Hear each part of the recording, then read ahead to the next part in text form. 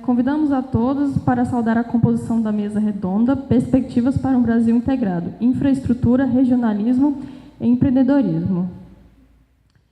Convidamos para compor a mesa inicial o senhor Charles Alcântara, presidente da FENAFISCO.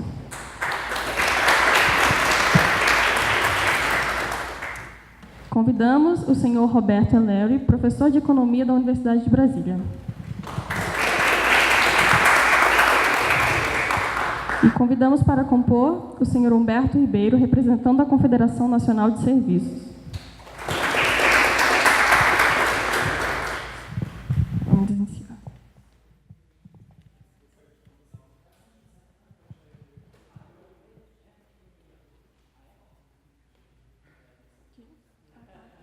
E convidamos o senhor Ricardo Caram, representando o Instituto de Pesquisa de Economia Aplicada.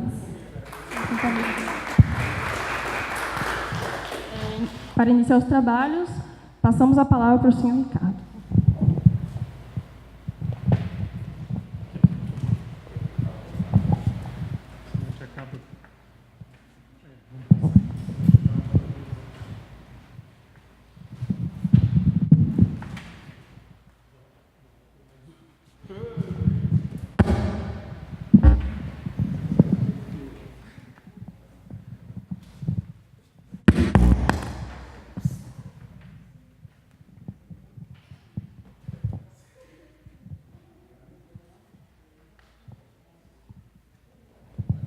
Boa tarde a todas e todos.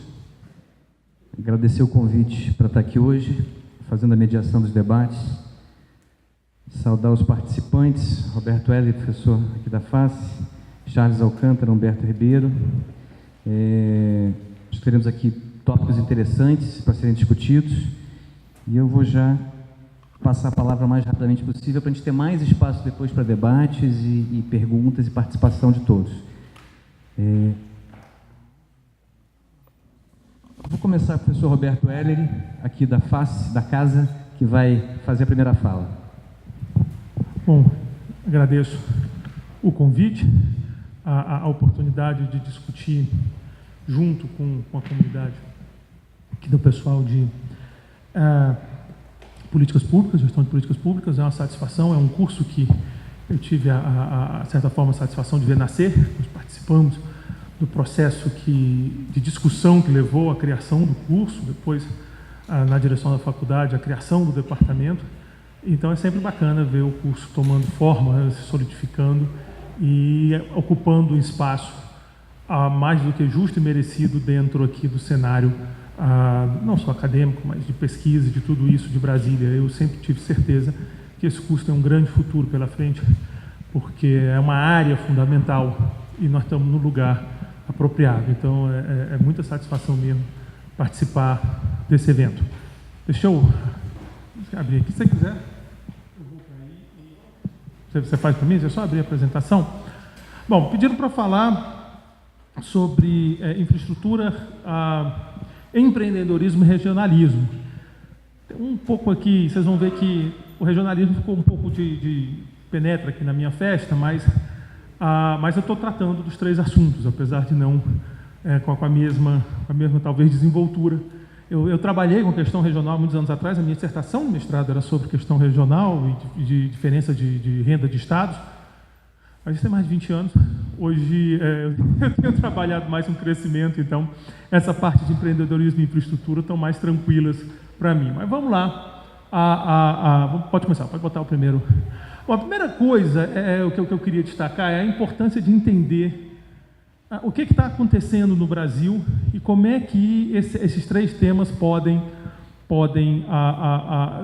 juntos afetar a questão. Eu tenho há muito tempo defendido, inclusive aqui na UNB, em outras universidades, em outros institutos, a tese de que nós estamos vivendo duas crises no Brasil. Duas crises econômicas, eu não estou falando aqui de crise política, não. Uma crise está associada a erros de política que aconteceram a partir de 2006, 2007, e ficaram muito graves a partir de 2011, que está associada a essa grande crise que nós estamos vivendo de queda do PIB, etc, etc.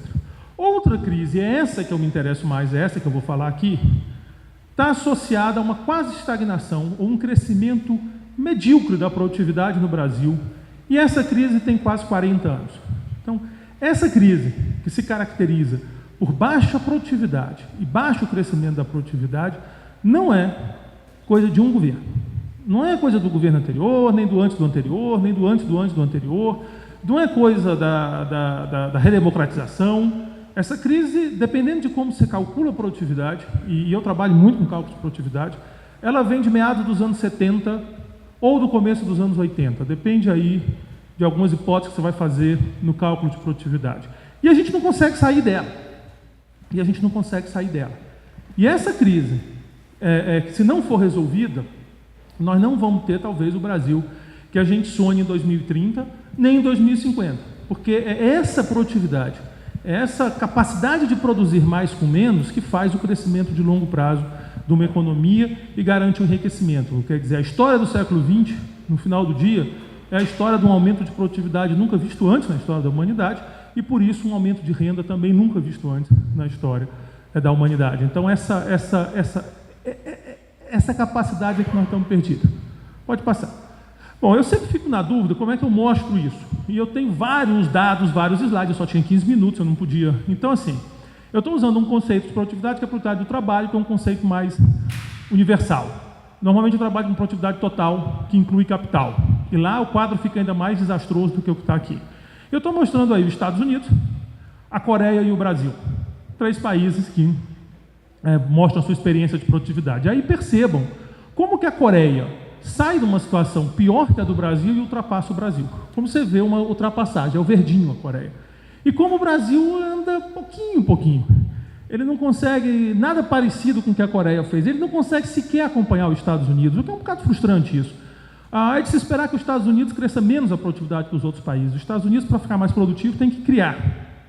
Os outros países podem criar e copiar. Então, você espera sempre que os Estados Unidos cresça um pouco menos, mas a gente não consegue sequer acompanhar os Estados Unidos. Não é um drama só brasileiro.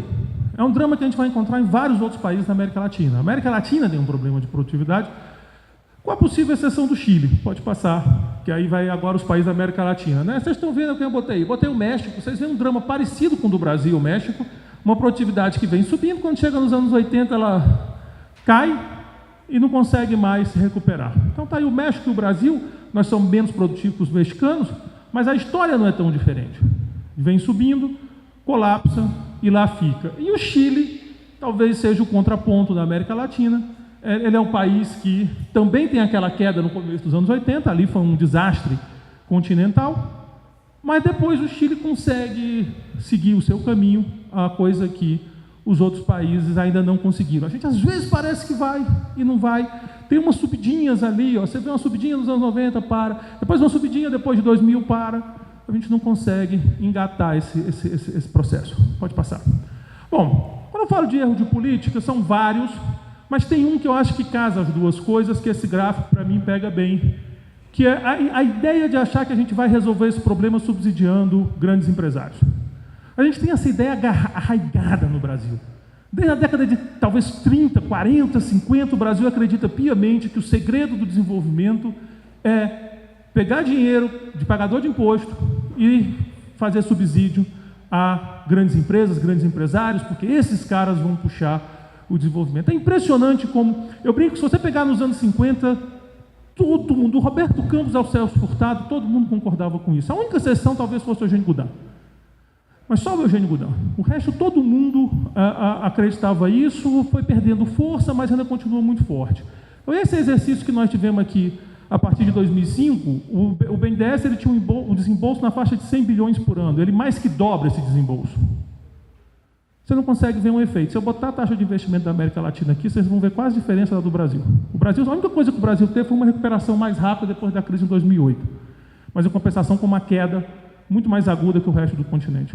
Então, assim, para mim, talvez eu saiba qual é o grande erro de política da história brasileira. O erro que pega do governo anterior ao governo dos militares e a boa parte do governo dos anos 50 é a crença absoluta de que a maneira de fazer o país crescer é emprestando dinheiro barato para o rico, enquanto as pessoas pagam bem mais caro. Bom, então essa é a história. Agora vamos falar dos fatores, porque eu acho que estão por trás desse problema e podem resolver, e aí sim casa com o tema da palestra. Comecemos pelo empreendedorismo.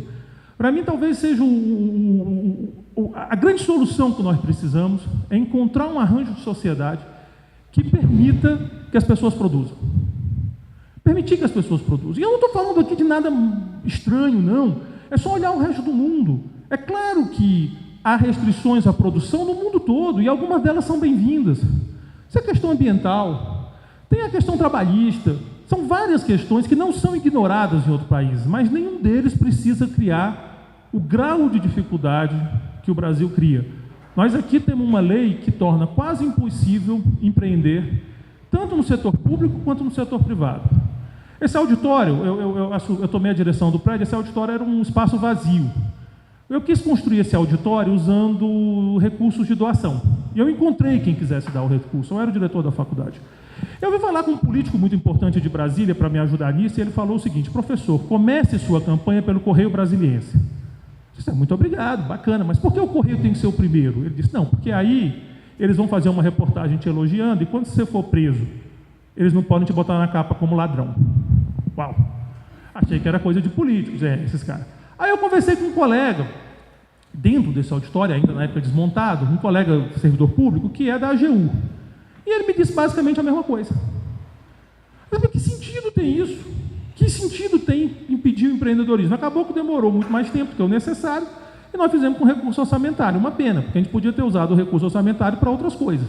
Talvez que não tivesse tanta facilidade. Esse auditório a gente podia ter montado. Então, esse é o problema. Eu sempre gosto, eu já falei isso uma vez no Congresso, até para os nossos deputados. Essa cidade foi construída no mandato presidencial. O Juscelino disse, vou construir uma capital, e construiu e inaugurou. Eu desafio hoje um governador fazer uma ponte no mandato. Não nada fazer a cidade, não, covardia. Uma ponte. Próximo governador de Brasília. Ano que vem nós vamos eleger um governador, pode ser o atual, pode ser o novo, não me interessa. 2019, o compromisso dele, fazer mais uma ponte no lago. Eu quero ver se ele inaugura essa ponte. Eu duvido, entendeu? Olha a loucura que nós fizemos. Pode passar, então vamos para alguns números. Eu sou economista gosta de mostrar número. Ela ainda não me deu o cartãozinho vermelho. Ambiente de negócio. Abrir um negócio, olha lá o Brasil, só tem 2 países na frente do Brasil, onde é mais complicado abrir um negócio, onde leva mais tempo para abrir um negócio. Só 2 paizinhos na frente do Brasil. Um é na região do Subsaara, outro é na Ásia emergente. Esse é o Brasil. Vamos ver o próximo. Construir um armazém. De novo, só 2 países leva mais tempo para construir um armazém do que o Brasil. Não é possível. Não tem razão para isso. A gente não tem uma guerra civil, a gente não tem nada. A gente tem muita violência, mas nada que justifique uma aberração dessa. Vamos agora para o meu preferido. Burocracia para pagar impostos. Esse é o tempo que o brasileiro passa preparando o formulário para pagar imposto. E aqui é muito importante, porque às vezes esse número aparece como sinônimo de carga tributária. Isso não tem nada a ver com carga tributária. Nada. Isso não é o tempo que você paga trabalhando para pagar imposto. É o tempo que você passa preenchendo o formulário. Se o imposto é alto ou baixo, é outra história. Então, não é que é a maior carga tributária do mundo. Não tem nada a ver com isso aqui. Isso aqui tem a ver com a burocracia necessária para pagar o imposto. Nesses dados do Banco Mundial, 2.600 horas no Brasil. Em segundo lugar está a Bolívia, com 1.000 e pouco. Por muitos anos, quando eu apresentava esse número, o pessoal do governo me dizia que esse número estava errado. Você está difundindo uma informação errada, não é isso, não é isso. Aí eles iam lá, brigavam com o Banco Mundial, não convenciam. Esse ano, finalmente, eles convenceram o Banco Mundial a baixar esse número. E baixou. Se vocês pegarem o Doing Business, saiu agora, eu não tabulei ainda para fazer os gráficos novos. Ele baixou. Ele agora são 1.950 horas. Olhem o gráfico e riam. Porque a Colômbia, que é o segundo, a Bolívia, que é o segundo lugar, continua com 1.010 horas. Então, quer dizer, a gente caiu de 2.600 para 1.950, que bom. A média do mundo é 300. Agora, por quê? Por que tem que ser tão difícil pagar imposto no Brasil? Imaginem vocês, um jovem, um colega de vocês aqui da engenharia ou de outro curso, fala engenharia porque normalmente é onde essas coisas acontecem, que tem uma ideia, uma boa ideia, e ele quer transformar isso numa empresa. Olha o tempo que ele vai perder para abrir a empresa dele.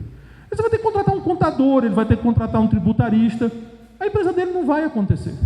Por que o Brasil não tem casos de sucesso de startup? Porque não dá. Não dá, é aquela história, se o Bill Gates fosse brasileiro, ele estava vendendo CD pirata, em algum sinal, porque ele não ia conseguir, da garagem, transformar a empresa dele. O que tem de empresa brasileira que não cresce porque tem medo de sair do simples, é É um número grande isso. Que coisa de louco. O Brasil numa crise, precisa crescer, precisa gerar emprego. A empresa está lá, a empresa tem condições para crescer, ela tem mercado, ela tem um bom produto, ela tem uma gestão, mas ela não quer crescer. E por que ela não quer crescer? Porque se ela crescer, ela sai do simples. Mas parem para pensar a loucura. Aí o cara diz, então a solução é acabar o simples. Não! Ao contrário, a solução é deixar tudo simples. Mas tem que taxar os empresários. Sim, eu não estou falando que não tem que taxar empresário, eu estou falando que taxem de uma forma simples, de uma forma que as pessoas entendam. Olha, você vai pagar tanto de imposto, eu vou pagar. E acabou a discussão. Então esse é um número que eu queria que vocês tiverem na cabeça. O empreendedorismo no Brasil, ele é muito difícil de andar, porque é muito complicado o Brasil. Setor público e privado, vale para os dois. Vale para os dois. Agora a infraestrutura, que era o outro tema que tinham me dado. Bom, o Brasil tem um país continental, obviamente ele precisa de uma infraestrutura compatível com o país dele. Essa imagem que vocês estão vendo é o retrato de uma estrada brasileira. Isso tudo é soja que está estragando na estrada porque os caminhões não conseguem chegar nos portos. Nós temos alguns dos portos mais difíceis e caros do mundo. Teve uma época que o Porto de Santos era listado como o único dos grandes portos que não trabalhava 24 horas. Aí você diz, não trabalha 24 horas por quê? Alguma coisa geográfica, sei lá, tem uma pedra, tem um recife, os navios vão bater e ser destruídos? Não. Eram mais de 17 carimbos que precisa no Porto de Santos e algum desses carimbadores, o órgão não tinha como deixar o cara 24 horas. Então o porto não funciona 24 horas, porque não tinha o cara que carimbasse. Se de novo eu pergunto, precisa? É claro que a gente tem que controlar quem entra no Porto de Santos, pelo amor de Deus, a gente tem um país violento, a gente não quer contrabando de armas, nem outro tipo de coisa no país. Agora, vamos aprender com outros países do mundo que eles conseguem controlar, talvez melhor do que a gente, sem precisar dessa confusão toda. Eu gosto de casos, tem alguns casos que eu vou mostrar números também, mas tem casos que eu gosto de contar porque eles esclarecem. Talvez a grande obra do Brasil do final do século XX seja a transposição do Rio São Francisco. A grande obra do Brasil, a obra... O canal de aire do Brasil é a transposição do Rio São Francisco. Vamos unir, levar água ao Nordeste e tal. Essa obra ficou parada por anos, a gente sabe disso. Por que ficou parada? Faltou dinheiro. Quer dizer, não tinha dinheiro. Não. Agora, no final da crise, pode ter tido, mas durante a maior parte do tempo tinha dinheiro sobrando. Nossos engenheiros não tinham competência para fazer a obra? Também não. Caos burocrático. Para você ter ideia, num certo momento, tinham duas agências, a Agência de Águas e a Agência do Vale do São Francisco, brigando no STF para saber quem controlava a obra. Aí a obra para, porque o STF para a obra enquanto não decide isso. Mas, gente, qual o sentido disso? Você pega, transposição do São Francisco, Ferrovia Norte-Sul, Ferrovia do Aço, quantas obras que ninguém consegue terminar. A China queria fazer uma ferrovia ligando o Atlântico ao Pacífico aqui na América do Sul. Para isso ela vai ter que, o Brasil tem que ajudar, porque o Atlântico da América do Sul é quase que a gente, né? A China não tem problema de dinheiro, eles estão sentados numa montanha de dinheiro que eles não sabem quem é que faz. Mas ela não vai fazer, ela não consegue fazer. A gente só conseguiu fazer a Copa do Mundo porque a gente mudou a lei de licitação. Senão não tinha Copa do Mundo, não. Teve que fazer um regime especial. Olha os números aqui mostrando o resultado de tudo isso aqui. A gente tem qualidade geral da nossa infraestrutura, o Brasil lá embaixo. Lá embaixo. Pode passar. Se você olhar estradas, olha lá embaixo o Brasil. De novo, lá embaixo. Eu podia passar vários aqui, ferrovias, para vocês terem ideia, o que o Brasil está melhor posicionado é energia. E energia aqui é tão ruim que se a gente não tivesse tido essa crise, a gente estava com problema de racionamento de energia no país inteiro, porque todo ano a gente tinha uma ameaça de racionamento. Todo ano. A gente teve racionamento da água em São Paulo, a gente está tendo no DF, e a gente tinha ameaça de racionamento. Aí veio a crise, a indústria desligou, tem energia. Mas se a indústria voltar a crescer 5% ao ano, nós vamos ter problema de racionamento de energia. Então, isso não dá, tem que ter infraestrutura. Pode passar. Quem me conhece sabe disso, eu sou descaradamente reformista, defendo uma agenda de reformas que mudem a regra do jogo da economia brasileira.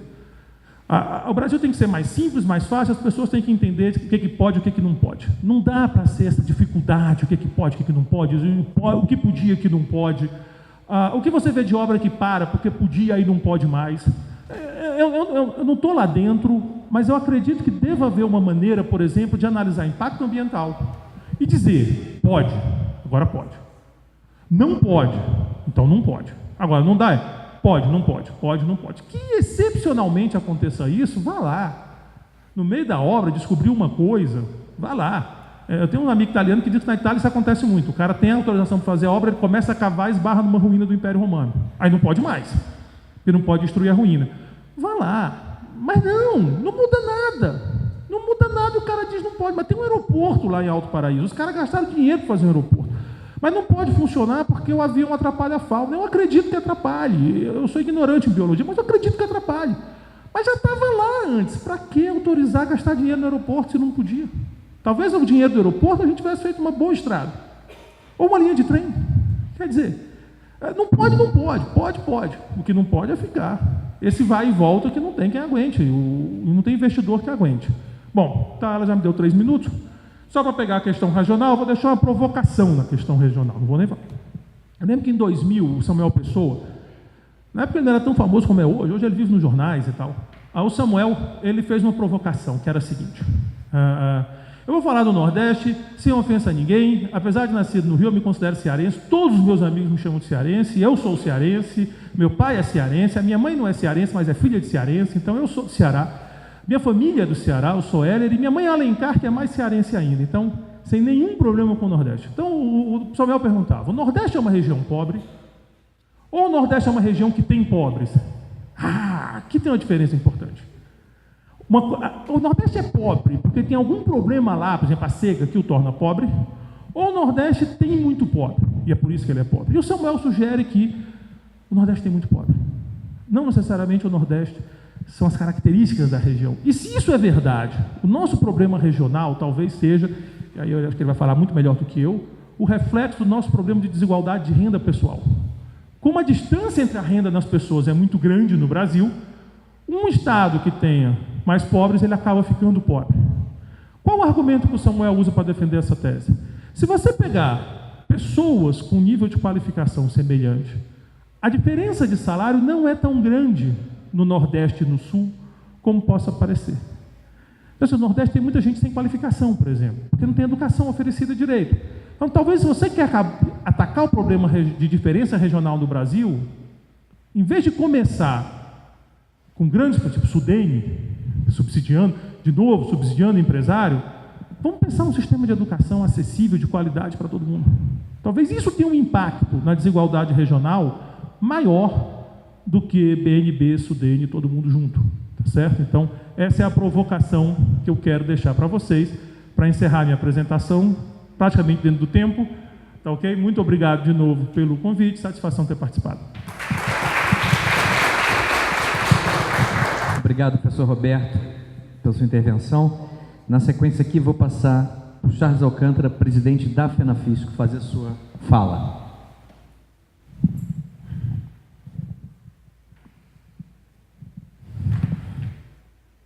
Bom, obrigado. Boa tarde a todos e todas, muitos estudantes, né? Maior parte estudantes. Agradecer aí ao André Rafael, viu? O contato, enfim, já peço desculpas por não ter preparado uma apresentação assim brilhante como o Roberto fez, mas enfim, vou tentar contribuir com a discussão num tema que é aparentemente diferente, dissociado do tema que o Roberto acabou de abordar, mas que tem uma conexão muito estreita, muito profunda. Antes, me incumbe me dizer que eu presido hoje uma federação, que é uma federação nacional dos fiscos dos estados e do Distrito Federal, dos fiscos estaduais e distrital, caso aqui, né, do DF. Presido essa federação chamada FENAFISCO, mas via aqui a convite do Fórum Nacional pela Redução da Desigualdade. É um fórum que reúne e congrega aí 30 entidades, desde as centrais sindicais, a UNE, a CNBB, e que tem no COFECOM, Conselho Federal de Economia, digamos assim, a sua entidade coordenadora, líder desse fórum. Tem a Oxfam também. E, aliás, eu vou me servir nessa contribuição, nessa discussão com vocês, do mais recente relatório, inclusive produzido e divulgado pela Oxfam, chamado A Diferença que Nos Une, que, aliás, é muito oportuno para o momento que a gente vive no país. E aí eu quero aproveitar o que acabou de, no final aí, dizer o Roberto, sobre essas desigualdades regionais, né? Eu vou colocar, viu, Roberto, se me permite, a lupa um pouquinho mais até estreitar, porque é o seguinte, na verdade as desigualdades no Brasil, elas são tão brutais, tão profundas, não apenas regionais, certo? Mas mesmo, não apenas entre as regiões, e mais do que entre estados, é mais do que entre estados, é dentro do estado, e é mais do que dentro do estado, ela é dentro do município. Vejam vocês, qual é o município mais rico do país? Qual é a cidade mais rica? Todo mundo sabe, São Paulo é uma cidade, é a cidade mais rica do país, é o terceiro orçamento do Brasil. Mas eu não sei se todos sabem, mas dentro de São Paulo você tem diferenças dentro do município de São Paulo abissais. Se você pegar, por exemplo, a diferença, é só buscar no IBGE, viu, pessoal? IDH por município, dentro dos municípios. Se você pegar, por exemplo, a expectativa de vida dentro do município de São Paulo, o mais rico do país, se você buscar lá, Cidade Tiradentes e Pinheiros, sabe o que a gente vai encontrar? Nós vamos encontrar o seguinte, expectativa de vida em Pinheiros, 79 anos, em média. 79. A média do Brasil é em torno de 71, entre 71 e 72, tá, pessoal? Mas o que é média, né? O que é média, afinal de contas? Média serve para tudo, certo? Se eu e o Humberto aqui, né? Se eu tomo 10 cervejas e o Roberto não toma nenhuma cerveja porque ele não bebe, a nossa média é 5 cervejas. Então é 5 para ele e 5 para mim. Mas ele não bebe. Mas essa é a média. 5 por cabeça, certo? Então vejam, a expectativa de vida em Pinheiros de 79. Em Cidade Tiradentes, dentro do município de São Paulo, é 54 anos.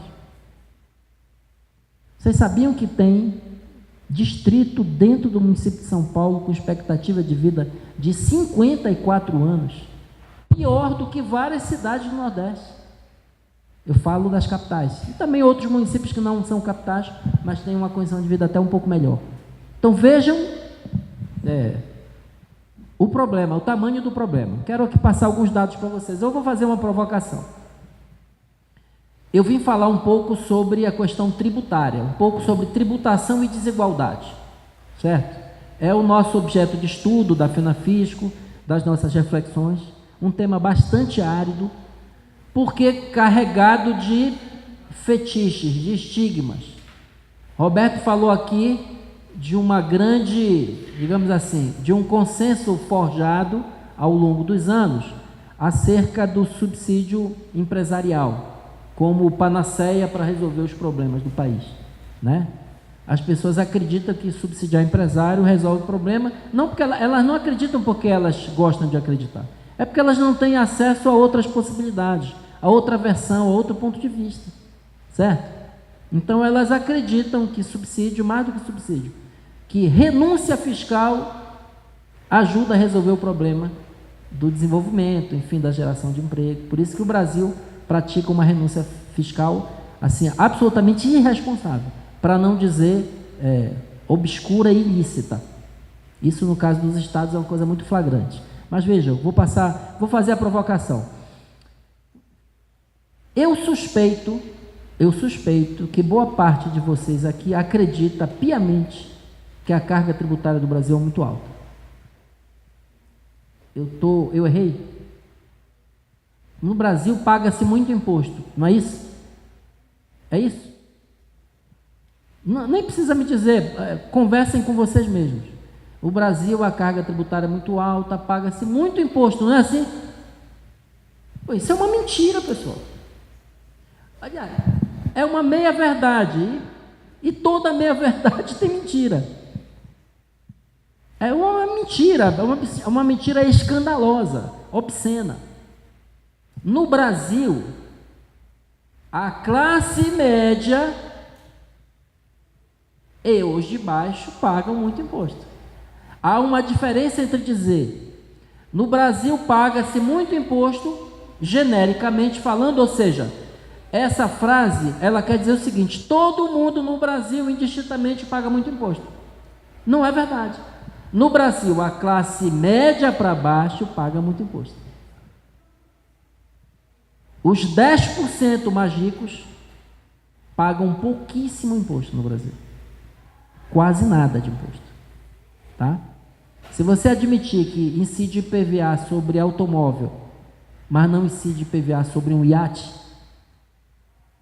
e considerar que a classe média não consegue ter um iate, certo?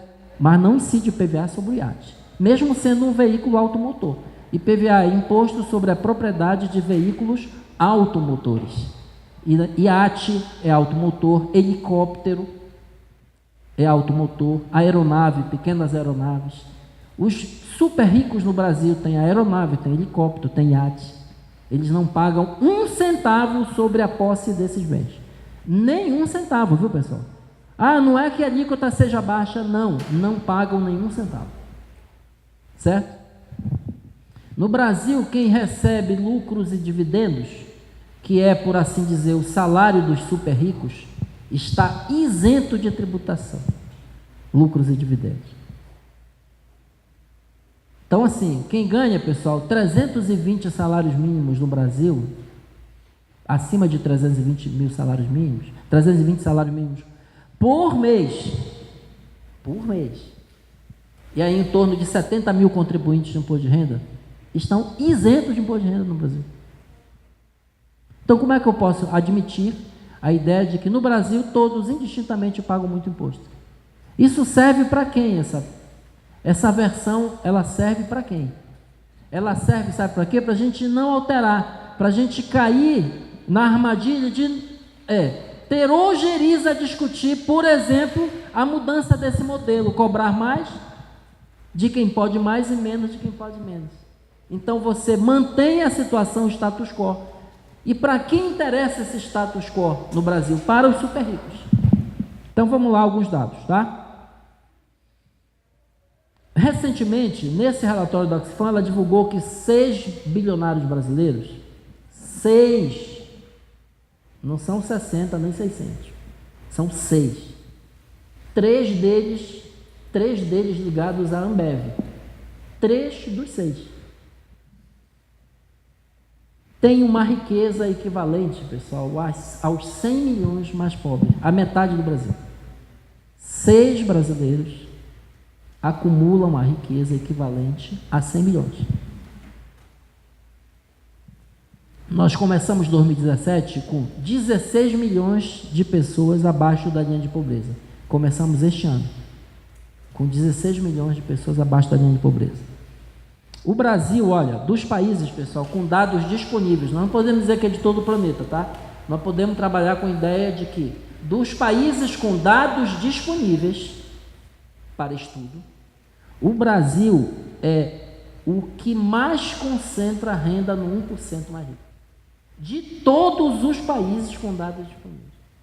O 1% mais rico do Brasil é o que mais concentra renda do planeta. O Brasil tem o 3º pior índice de Gini da América Latina e do Caribe. O 3º pior índice de Gini, que é qualidade de vida. Só perde para Colômbia e para Honduras. Só Colômbia e Honduras têm uma situação pior que a do Brasil nessa qualidade de vida. De acordo com o PNUD, o Brasil, Programa Nacional das Nações Unidas para o Desenvolvimento, o Brasil é o 10º país mais desigual do mundo, num ranking de 140 países. O país é o 10º, o Brasil é o 10º mais igual. Muito bem, esse é mais ou menos, eu trouxe só essas informações, todas estão no relatório da Oxfam, a distância que nos une. Isso aqui, todos estão lá no relatório publicado recentemente. Essa é a situação. Esse é, digamos assim, um retrato. Eu não vou aqui apresentar questões de gênero, de raça no Brasil, o fato de os pretos receberem, em média, 75% do que ganham os brancos, na mesma função e com a mesma escolaridade. Entendeu? Eu não vou trabalhar esse dado aqui, porque mostra para vocês que nós, os pretos, me permitam dizer isso, que nós estamos na Semana da Consciência Negra, são os que mais pagam imposto no Brasil. E vou provar para vocês por quê. Tá?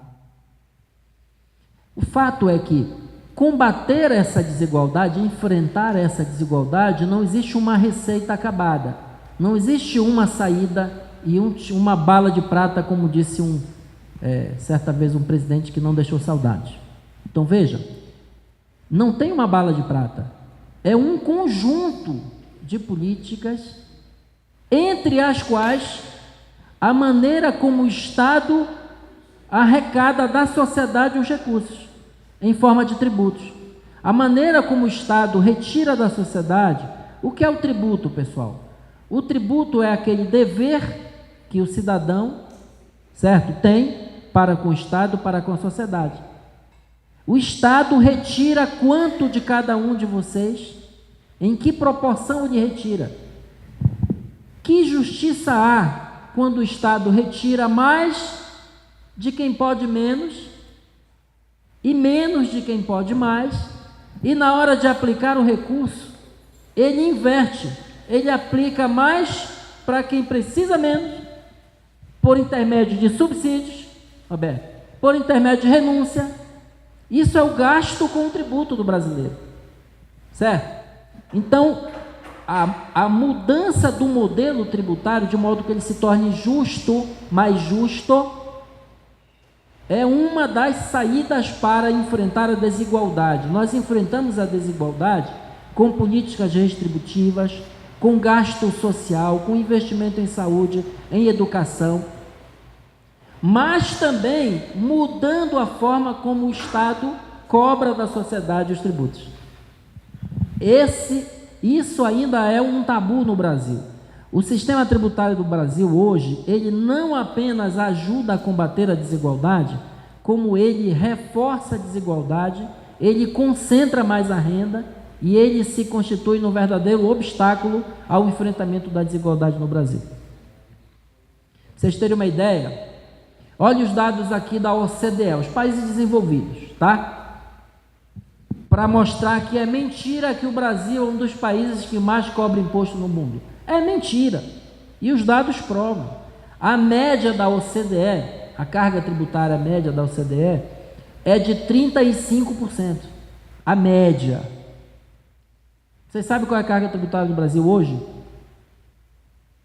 Alguém sabe dizer? Hoje é 32,5%. 32,5%. França, 45%. Eu vejo um monte de gente achando a Europa maravilhosa. Querem instalar no Brasil o regime europeu. Só não querem instalar a tributação na Europa. 45%. Alemanha, entre 36% e 37%. Espanha, 34%. Brasil, 32,5%. Abaixo do Brasil, Canadá. O Canadá é 31%. Beleza. Mas se a gente comparar a renda per capita do Canadá, porque isso é sobre a renda, é sobre o PIB. Se você comparar o PIB per capita, você vai ver que 31 no Canadá é muito mais do que 32,5 no Brasil. Porque o PIB é muito maior. E a infraestrutura do Canadá e a qualidade de vida e os serviços públicos oferecidos para a sociedade. Chile, 21, que desmontou saúde, desmontou educação públicas, 31, e México, tem muita gente defendendo a mexicanização do Brasil e a gente caminha para isso, né? Nós vemos um momento de mexicanização, o completo desmonte do Estado, é o que experimenta o México hoje, um dos países mais violentos do mundo, e mais desiguais do mundo também. Imposto de renda, pessoal, rapidamente passar alguns dados para vocês. Aqui tem aluno de economia, de contábeis, de administração, o que mais? Tá. Você sabe quantas faixas de imposto de renda existem hoje no Brasil? Existe hoje no Brasil? Faixas de imposto de renda? São 4 faixas hoje. 7,5, 15, 22,5 e 27. ok?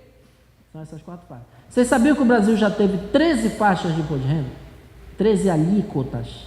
13. E você sabia que a maior alíquota de imposto de renda do Brasil já foi superior a 60%? Já foi. Qual o problema hoje do imposto de renda no Brasil? Vou explicar para vocês, tá? Hoje, como está? Está assim. Quem tem renda superior a 320 salários mínimos, hoje no Brasil, vamos lá, 320 salários mínimos, vocês sabem quanto é que é? Deixa eu ver aqui, até fiz a conta aqui. Olha, 320 salários mínimos dá R$252 mil por mês. Por mês. Vocês imaginem alguém ganhando R$252 mil por mês? Existe salário de R$252 mil por mês no Brasil? Vocês conhecem alguém que ganha um salário de R$252 mil? Vocês conhecem? Há CEOs de grandes corporações que ganham luvas e tal, né? Mas salário, sabe o que é essa faixa? É lucros e dividendos, em regra. São as retiradas dos donos de empresa, sócios, que têm essa renda por mês, de 320 salários mínimos para cima. Então, vou dizer para vocês quanto é que eles pagam hoje de imposto de renda, tá, pessoal? Esse pessoal dessa renda superior a 320 salários mínimos, eles, depois de desconto, dedução, quem já fez imposto de renda sabe, tem desconto, tem dedução, tem isenção, né? Eles pagam uma alíquota efetiva. A alíquota efetiva, pessoal, não é a alíquota nominal. Esse pessoal todo está na faixa de 27,5%, ok? Mas só que depois de batidas as deduções, as isenções, sobra o quê? O que ele paga efetivamente de imposto de renda. É a chamada alíquota efetiva. A alíquota efetiva desse pessoal, ela é equivalente a quem tem uma renda de 5 salários mínimos. Depois de todos os descontos. Ela é 4 vezes menor. Vou repetir. A alíquota efetiva de imposto de renda do pessoal que ganha mais de 320 salários mínimos é 4 vezes menor que o pessoal que ganha entre 15 e 40 salários mínimos. Eu estou nessa faixa, de 15 a 40 salários mínimos por mês. Essa é a minha renda por mês. Sou auditor fiscal da Secretaria da Fazenda do Estado do Pará. Eu estou nessa faixa de 15 a 40 salários mínimos por mês, tá? Pra vocês entenderem. Quem ganha 320 salários mínimos por mês paga 4 vezes menos do que eu. Alíquota efetiva. Aí eu pergunto para vocês, no Brasil, todo mundo paga muito imposto?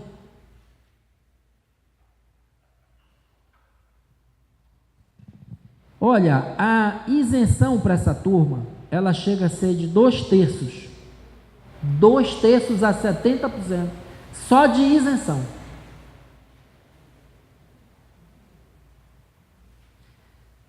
Impostos diretos e indiretos. Todo mundo sabe o que é imposto direto e indireto? Muito bem. Beleza, já vou fechar, tá, Giovana? No Brasil é o seguinte, 53% de toda a receita tributária incide sobre o consumo. E por que ele é mais injusto? Porque assim, o que diferencia um pobre de um rico, pessoal, não é apenas o valor que ele ganha por mês. É porque até é muito difícil essa classificação. Eu sou considerado até, pela média salarial do povo brasileiro, até a faixa dos ricos. Imagina eu rico, eu não sou rico. Mas a minha renda, a faixa que eu pertenço, ela está no topo. Mas vejam, o que diferencia um pobre de um rico, pessoal, na prática é o seguinte, o pobre não sobra recurso, aliás falta, né? Mas não sobra recurso para poupar, para investir, para viajar. A renda do pobre, toda ela é consumida, para ser redundante, no consumo, em alimento, em roupa, em transporte, certo?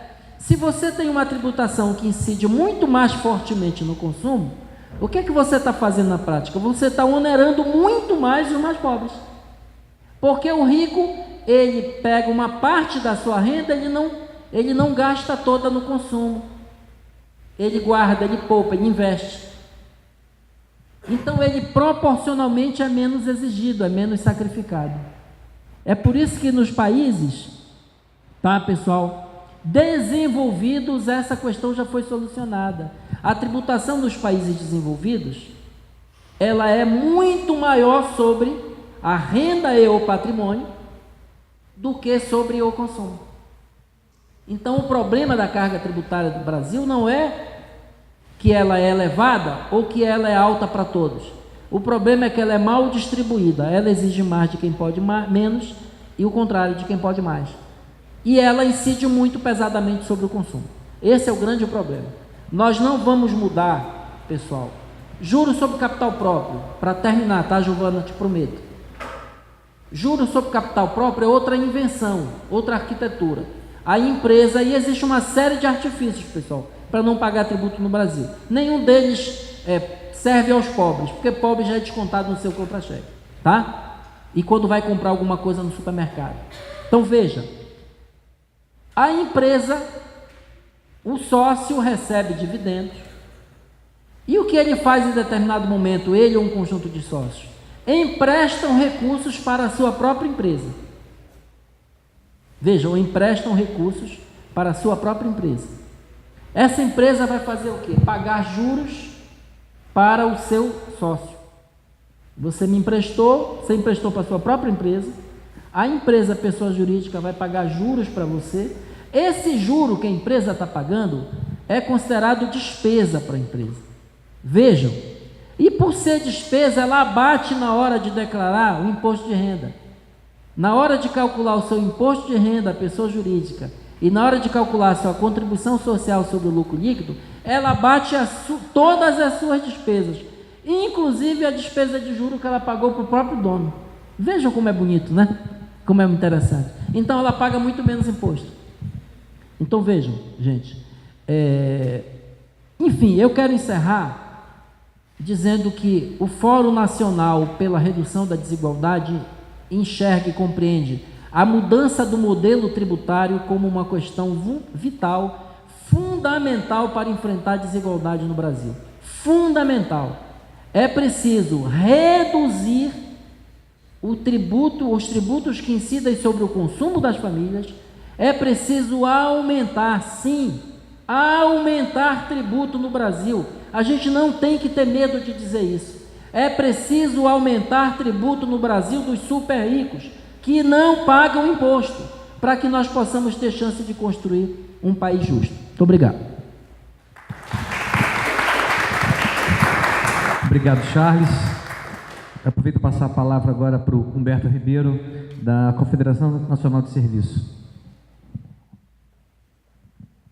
Obrigado. Eu queria agradecer o convite do André Rafael, saudando pela oportunidade do Congresso 2030, Brasil 2030. Acho que você está trazendo, André, uma discussão oportuna e necessária, sabe, para o nosso país. Espero que tenha consequências importantes, desdobramentos e sempre à disposição. Também manifestar minha alegria de voltar aqui à minha universidade. Eu sou filho da casa aqui da Universidade de Brasília, ali da Faculdade de Tecnologia, onde eu me graduei em Engenharia Civil. Então, sempre um grande prazer estar aqui colaborando com os colegas. Saudar aqui os colegas aqui da mesa, Dr. Ricardo, o professor Roberto, o presidente Charles, que me antecederam, e eu gostaria de iniciar apontando algumas questões por dois aspectos até interessantes que antecedem a minha participação na Confederação Nacional de Serviços. Um deles, eu sou empresário aqui em Brasília, desde que me graduei aqui na UNB, em 95, né? Já em 96 abri meu primeiro negócio aqui em Brasília e desde então sempre fui empresário, tendo um interregno nesse período, quando fui convidado com muita honra para compor, como secretário do governo federal, compor a secretaria da presidente Dilma, não a conhecia, tive um convite justamente porque era empresário em setores de alta tecnologia. E manifesto a todos que eu tive uma satisfação muito grande de exercer durante 3 anos e meio. Eu saí a pedido meu, pessoal, porque eu tinha um convite na sequência, mas exerci por 3 anos e meio a Secretaria de Comércio e Serviços aqui do nosso país, com uma carta branca e uma liberdade quase que absoluta de autonomia. Encontrei colegas aqui do governo federal ali fora também no saguão, que corroboram com essa minha posição nesse aspecto, uma liberdade quase que absoluta para interagir dentro de um propósito que me foi passado, que foi o de aumento da dinâmica empreendedora do Brasil. Pela primeira vez, nosso país contou com a criação de uma política nacional de empreendedorismo.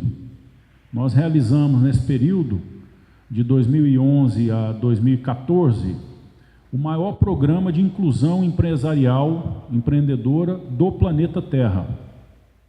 Pelo menos até que chineses ou indianos resolvam fazer um programa de inclusão empresarial, formalização, o MEI, que é o Programa do Microempreendedor Individual Brasileiro, é, até hoje, o maior programa de inclusão, quando a gente brinca carinhosamente que o camelô virou empresário. E com isso ganhou uma cobertura e uma sinergia com as políticas de Estado do nosso país. É algo que o Brasil perseguiu durante quase que séculos e que não tinha sido feito, e eu tive a honra de conduzir esse programa e ter isso junto com tantos colegas no governo federal e nos governos estaduais, através das juntas comerciais, ter esse carimbo no nosso currículo. Mas, entre outras coisas também, uma outra transformação importante que eu gosto de citar foi a inclusão do setor de serviços, que é o meu setor de origem empresarial, nas políticas públicas. Em abril de 2012, nós conseguimos também, pela primeira vez, transformar no arcabouço legal brasileiro serviço em produto nacional. Até então, o serviço era apenas atividade econômica. Ele constava na CNAE para efeito de registro na junta comercial das atividades econômicas que as empresas exerceriam, né? E nós mudamos isso com a criação da nomenclatura brasileira de serviços. Serviços intangíveis e outras operações que produzam variação no patrimônio. Isso gerou uma consequência e desdobramentos importantíssimos para o Brasil e até para o mundo. Nós fomos convidados pela OMC, a Organização Mundial do Comércio, como case já em 2014, né? 2 anos e alguns meses depois da criação da nomenclatura, como o case sobre setor de serviços, pela diretoria de serviços da Organização Mundial do Comércio, o case referencial para o comércio exterior de serviços, visto que o Brasil já tinha implementado, em consequência da NBS, o Ciscoserve, que é hoje o mais maduro sistema de comércio exterior de serviços do planeta. Enfim, enquanto todo o mundo até então trabalhava com base em estatísticas e consulta às empresas, o Brasil trabalhava com dados, a partir de 2012, de operações reais dos segmentos cobertos pela NBS. Isso representa talvez algo irrelevante na economia. No Brasil, representa em torno de 70% do nosso PIB e do nosso emprego.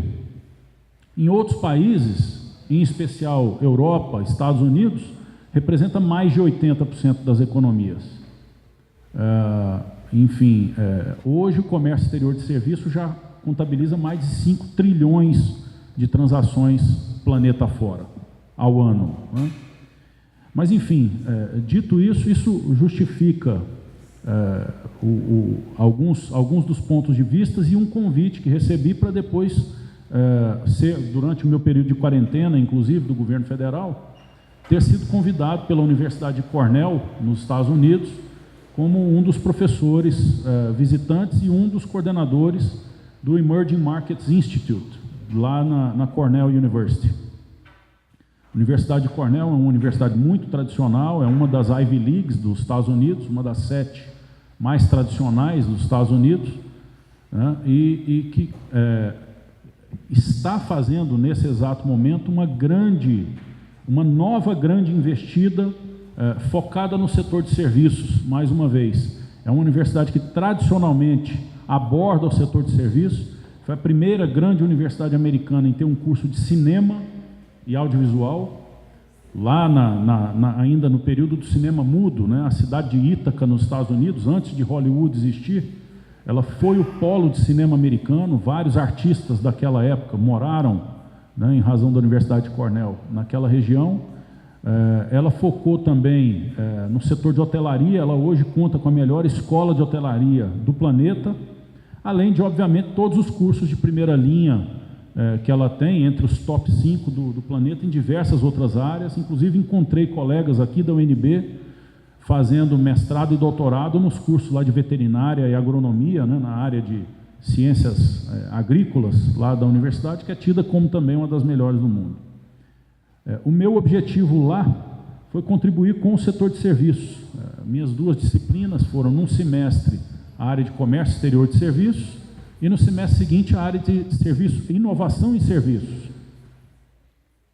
E isso é onde eu gostaria de criar o ponto de convergência com a nossa apresentação aqui, corroborando com grande parte do que foi dito pelos antecessores aqui.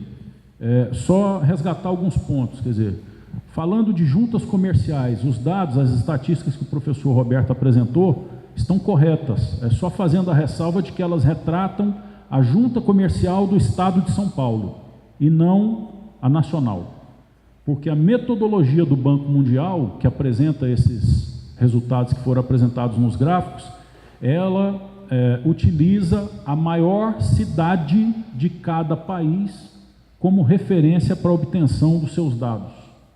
E a Junta Comercial de São Paulo, infelizmente, apesar da minha posição apartidária, não sou filiado, nunca fui filiado a nenhum partido político, e apesar da minha insistente,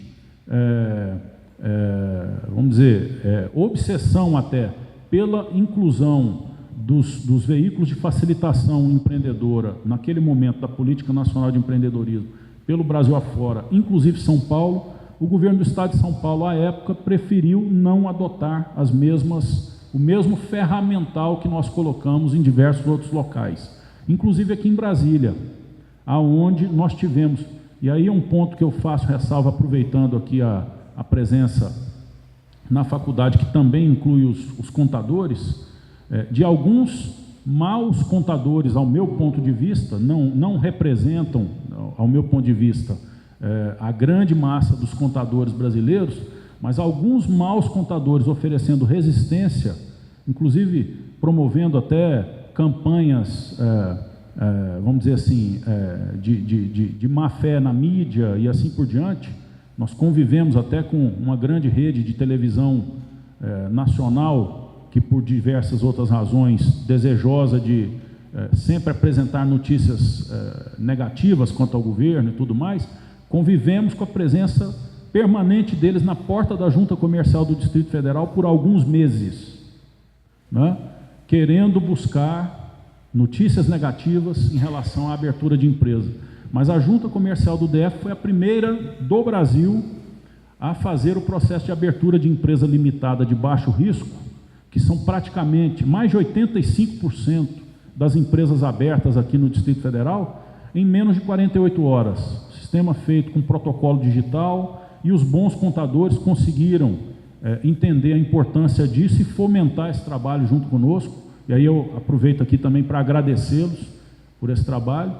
Mas, enfim, foi um dos diversos instrumentos que foram criados, enquanto outras cidades do Brasil levavam, como o professor mostrou, mais de 100 dias para se abrir uma empresa, né?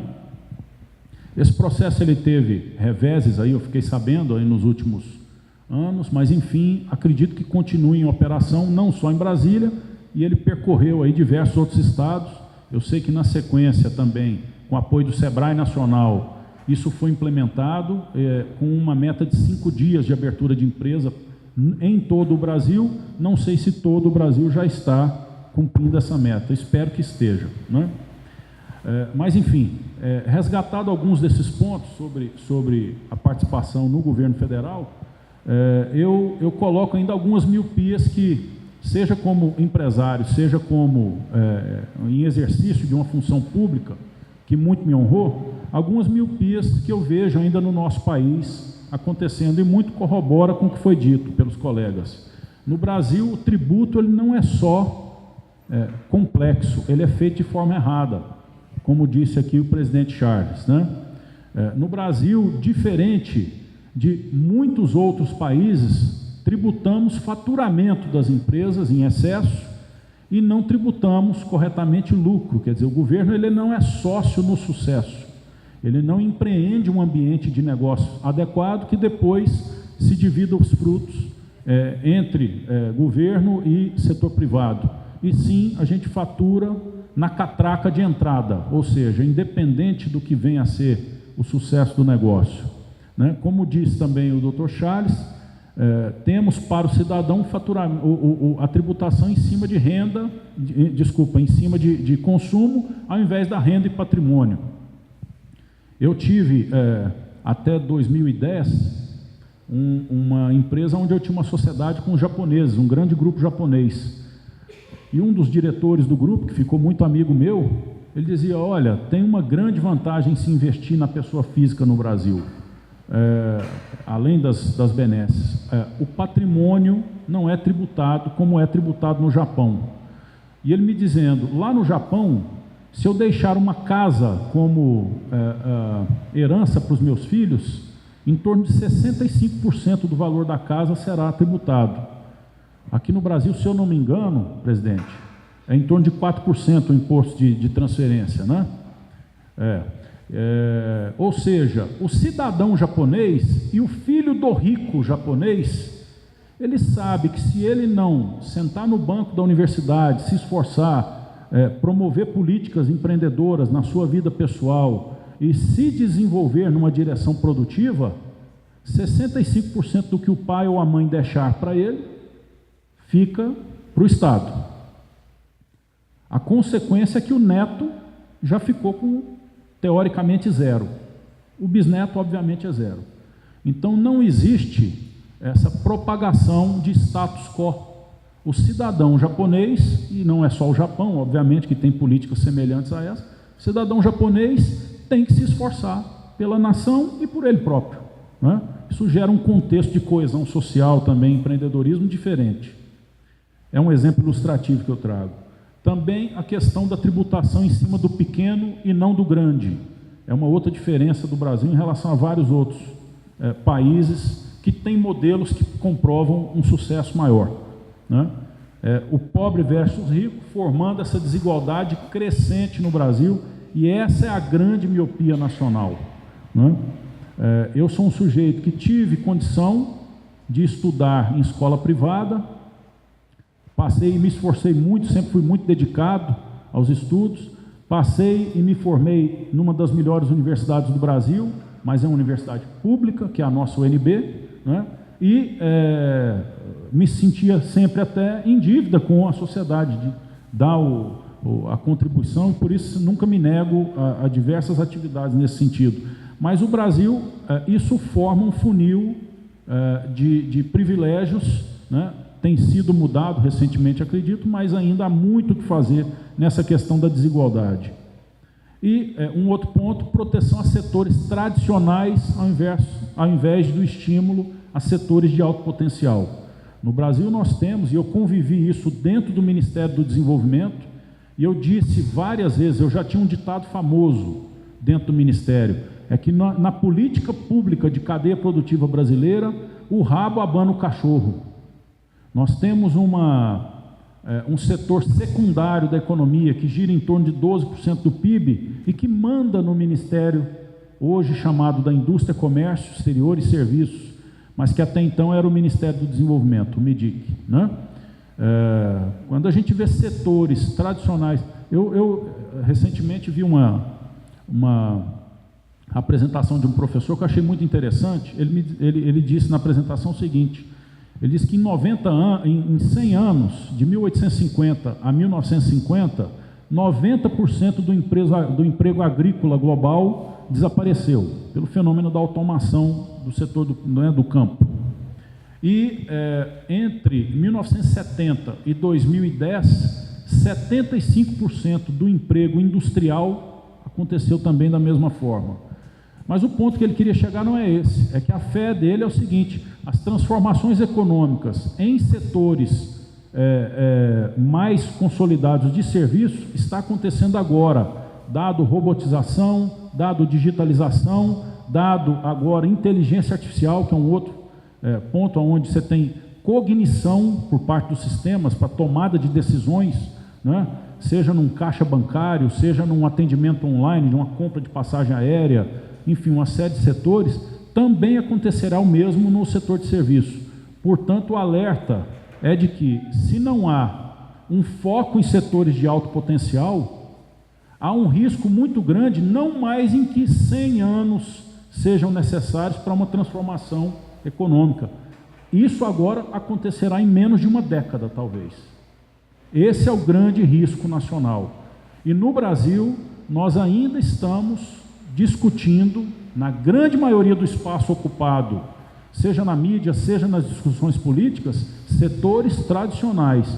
Estamos deixando, a Deus dará, os setores de alto potencial.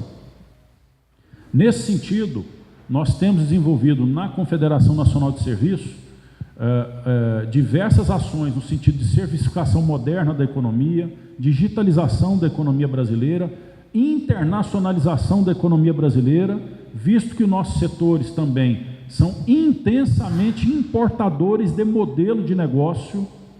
A discussão mais recente aqui no Senado, que eu vim acompanhando, foi a questão da possibilidade ou não de operação do Uber no Brasil. E aí, obviamente, eu sou favorável à questão da liberdade para os aplicativos, não do Uber, de quaisquer aplicativos que venham a trazer mais produtividade à economia, como disse o professor Roberto ali, é algo que a gente precisa muito aqui no Brasil, né? Mas só lembrando, por que não criarmos, como o 99 fez aqui no Brasil, criarmos os modelos de negócio usando cultura, valores, talentos, criatividade que o brasileiro tem de sobra, e pensarmos nessa criação de modelos de negócio aqui no Brasil, nas scale-ups brasileiras, não só as startups brasileiras, nas scale-ups brasileiras que possam conquistar o mundo. Eu usei a 99 como exemplo, tem alguns cases ainda no Brasil que são batalhadores nessa direção. É o caso do iFood, é o caso da Gympass, que é uma empresa que já está ocupando o mercado global, nasceu o ano passado essa empresa, já está em mais de 30 países operando completamente de forma digital, né, serviço puro. E, enquanto isso, a grande pauta nacional é discutir, e aí faço até uma ressalva, e aí o professor Roberto talvez possa nos ajudar nessa análise, mas assim, vimos lá em Cornell um impacto brutal chegando quanto a mudança do modelo econômico chinês em relação ao Brasil e outros países da América Latina, nessa questão de volume de comércio exterior. O modelo chinês mudou, com isso o preço de commodities globais despencou, e o Brasil, não só o Brasil, mas diversos países, a Austrália sofreu um pouco com isso, mas menos, porque já tem uma economia mais voltada ao setor de serviço do que a nossa, mas países vizinhos nossos aqui da América Latina sofreram demais também por essa migração de volume e de valor total exportado. Mas, enfim, é mais um ponto que eu coloco para corroborar quanto à falta de nossa priorização e do protagonismo, e aí não é mais o rabo que tem que abanar o cachorro precisa abanar o rabo no Brasil, nessa dimensão das scale-ups, usando a OCDE como a referência. No caso da OCDE, as scale-ups são as empresas que, a partir do momento que atingem 10 funcionários, crescem ao menos 3 anos seguidos e ao menos 20% a cada ano em sequência. Esse é o modelo de segmentação das scale-ups. No Brasil, nós estamos agora trabalhando no mapa das scale-ups brasileiras, né? cruzando dados de CAGED, Receita Federal e assim por diante. Mas, enfim, ainda é muito desconhecido esse setor aqui do Brasil, né? E eu estou usando referência à Inglaterra, onde eles já têm mapeados os trabalhos com mais de 10 mil scale-ups no país, né? E tem políticas públicas, e aí o foco aqui da média empresa brasileira que não temos, o efeito ameba, que foi citado, né? A pequena empresa não quer sair do enquadramento do simples, divide faturamento abrindo um outro CNPJ e perde um efeito sinérgico e de crescimento sistêmico, que seriam as scale-ups, e a média empresa brasileira passa a não existir. Enfim, essa é a pauta que está em discussão na nossa Confederação Nacional de Serviços.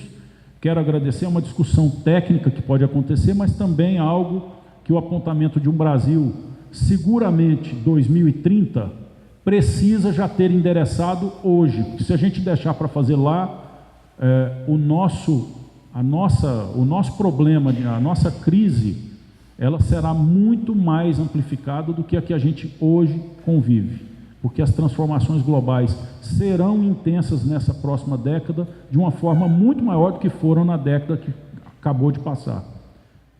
Enfim, professor, são as observações iniciais, estou à disposição, que eu acho que o principal riqueza é o nosso debate. Obrigado.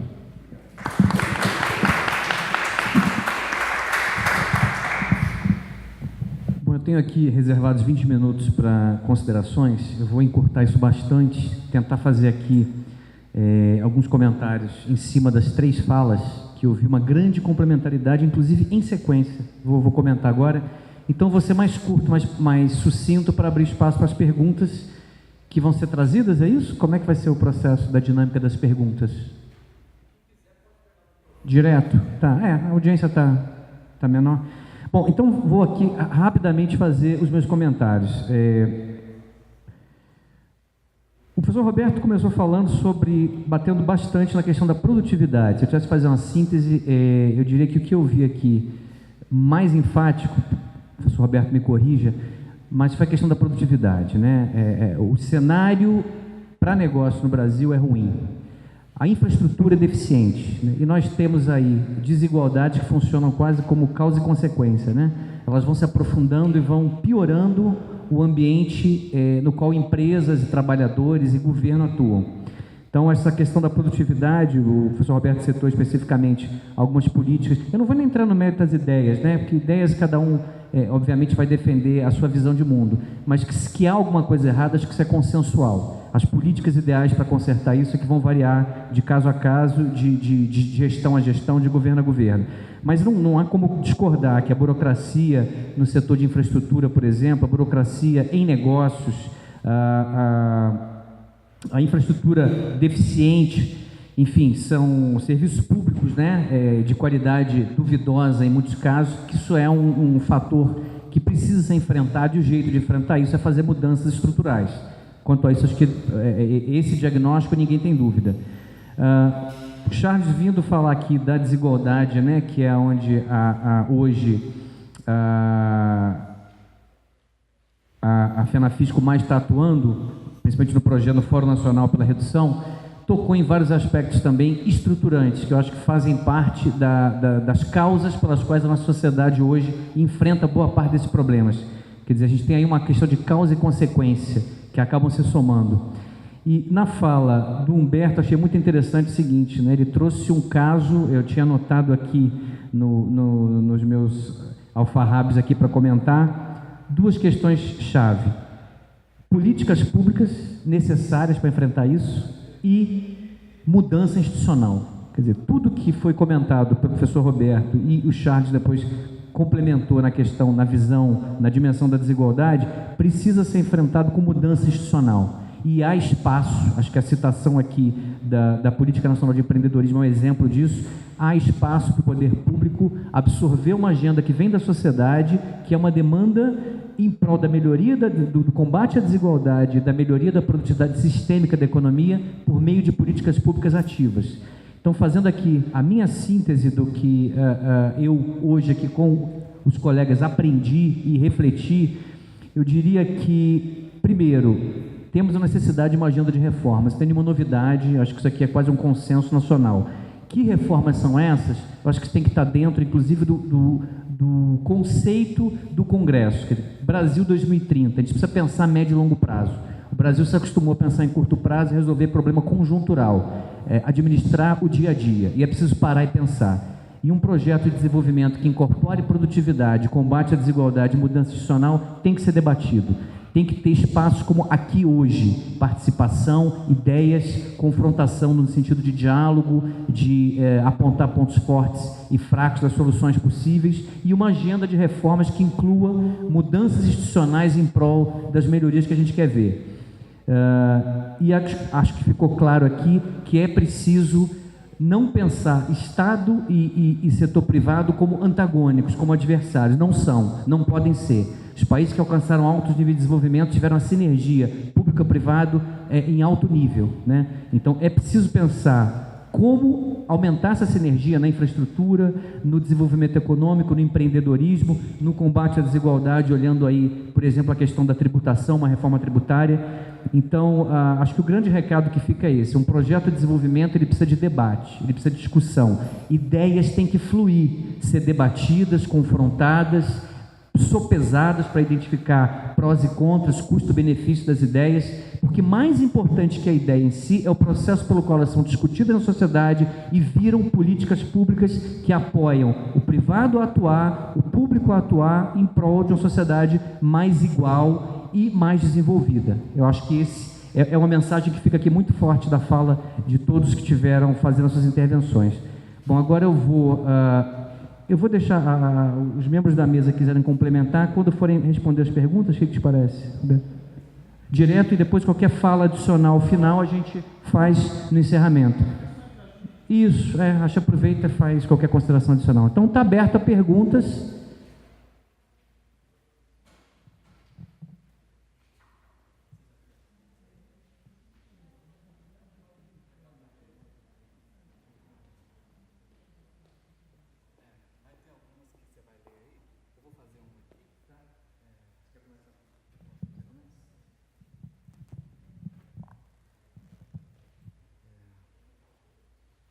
Porque eu quero só complementar aqui as brilhantes apresentações de vocês, né? Fico muito feliz. O professor Roberto eu estava conhecendo pelas audiências públicas da Câmara e do Senado, eu não sei, né? Você está bem famoso esses dias aí. Ricardo eu não conhecia, Charles conhecia agora, mas assim, estou vendo uma grande capacidade em todos vocês. E Humberto já é como dizer, é um dos meus ídolos, né? O cara é fera. Já demonstrou um pouco aqui, mas depois cada um puder conhecer um pouco mais, vale a pena. Eu queria fazer só uma colocação aqui, só para... O professor Bresser era um dos que estaria aqui na mesa, né? Mas como ele está em viagem para fora do país, ele enviou um texto para a gente, né? E eu queria só colocar um pouco introduzir alguns elementos do texto que ele enviou, para que seja discutido, né? Ele faz toda uma reflexão aqui sobre os 4 objetivos fundamentais, falando, poxa, nós estamos falhando, né? Que sociedade livre é essa, com esses problemas todos que a gente está vendo, que sociedade... Que desenvolvimento que a gente almeja com esse tal nível de desigualdade, pobreza, deficiência educacional, etc. Aí ele propõe uma agenda, né?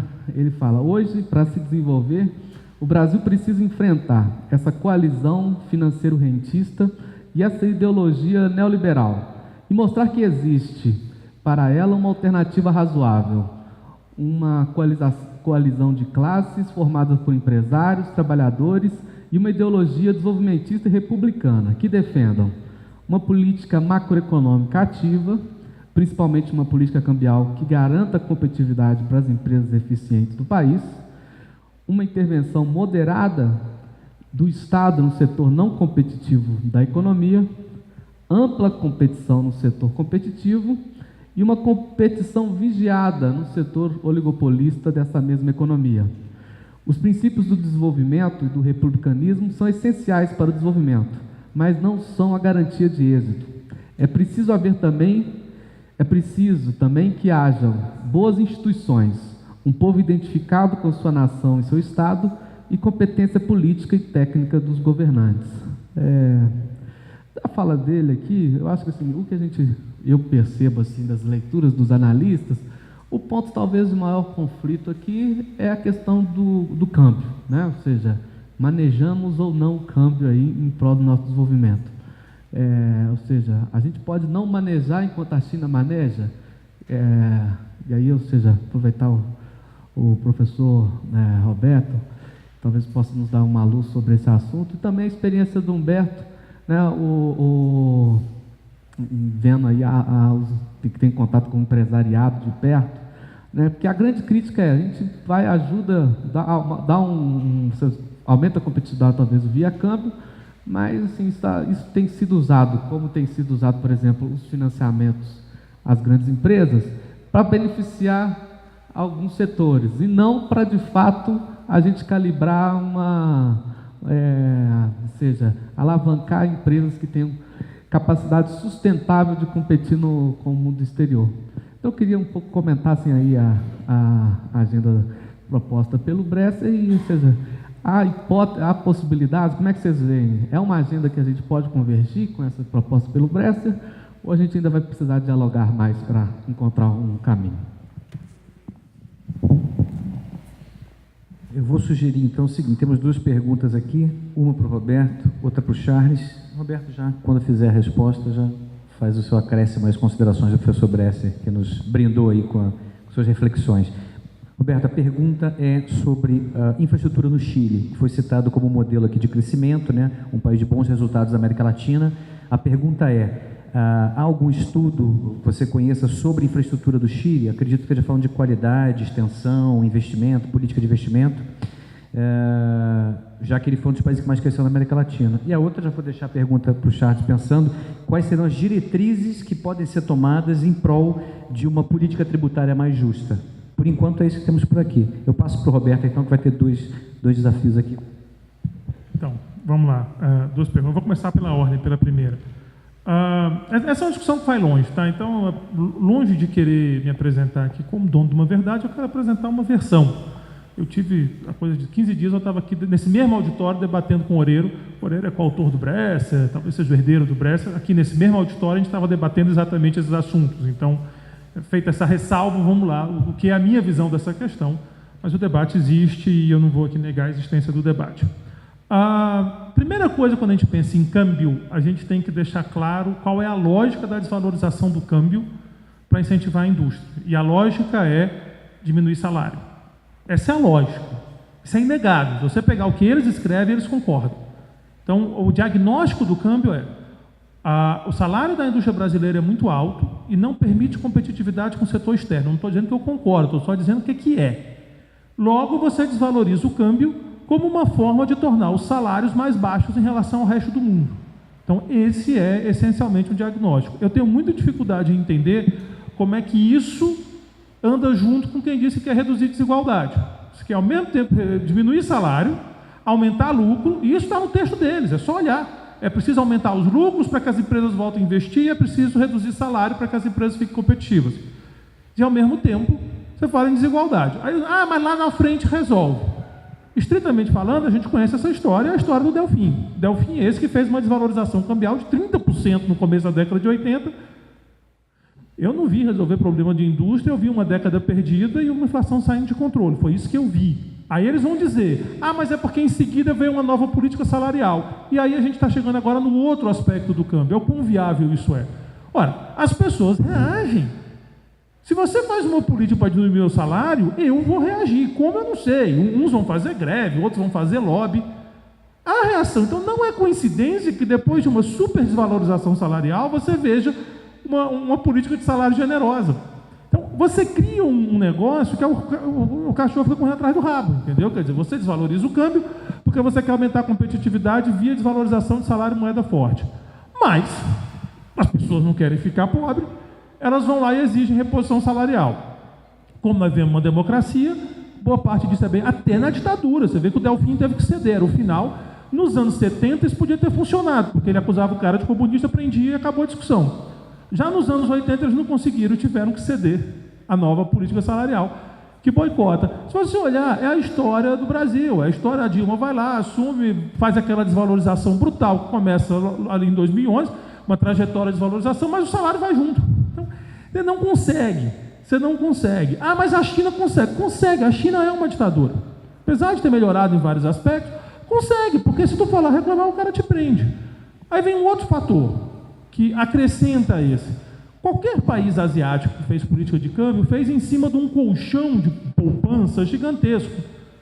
E isso faz uma diferença imensa. O Brasil ele investe mais ou menos, atualmente está 18%, 17,5% do PIB, mas é porque a crise pega. Mas vamos ser 18%, 19% é a taxa de investimento brasileira. Muito baixa, na China é 40% quase. Muito baixa. Todo mundo concorda, liberais e desenvolvimentistas, que tem que aumentar essa taxa de desenvolvimento. Como que você faz isso? Aí a coisa pega. As pessoas falam muito de poupança. A poupança no Brasil é 13% do PIB. Então tem um gap aqui que a gente não consegue financiar nem a nossa taxa baixa de investimento. Como é que a gente resolve isso? Atraindo capital. É assim que o Brasil, a América Latina, outros países que não têm poupança muito grande, que nem a Ásia tem. Mas quando eu atraio capital, o que eu estou fazendo? Trazendo dólar. Entrou dólar, o preço do dólar cai, isso é oferta e demanda básica. Então você tem um mecanismo que sabota. Então você fica desvalorizando o câmbio e, a reação dos trabalhadores, que não aceitam essa perda salarial passivamente. E essa história de que vai ganhar daqui a 20 anos, as pessoas não compram. E com uma certa razão, a gente ouve isso desde os anos 70. Não, vai crescer, depois ganha. Então, com todo respeito, eu tenho tanto o professor Bresser, quanto o professor Oreiro, com todas essas pessoas, eu tenho relação de amizade com alguns deles, e não tenho nenhuma relação de inimizade com nenhum deles, às vezes as pessoas misturam as coisas, tá certo? Eu discordo muito. Não vai ser via manipulação de câmbio que vai funcionar. Primeiro, porque não funciona, a não ser que a gente queira ter condições de relação capital-trabalho chinesa. Mas a gente não quer. O Brasil não quer ser China. Isso é uma coisa que todo mundo que fala de desenvolvimento no Brasil tem que enfiar isso na cabeça. O Brasil não quer ser China.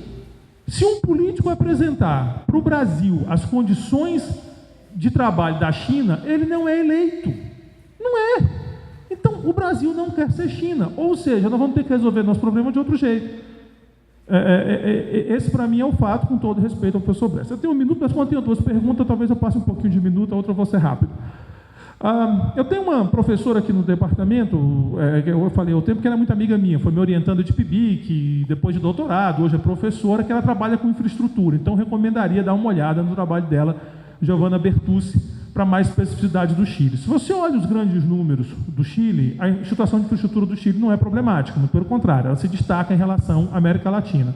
O Chile, é claro que a forma como ele fez isso foi trágica, ninguém quer repetir a experiência chilena, o custo foi brutal, mas a verdade é que, ao contrário de outros regimes autoritários que infestaram o continente nas décadas anteriores, o regime do Chile fez mudanças que levaram a economia chilena a uma trajetória que é diferenciada.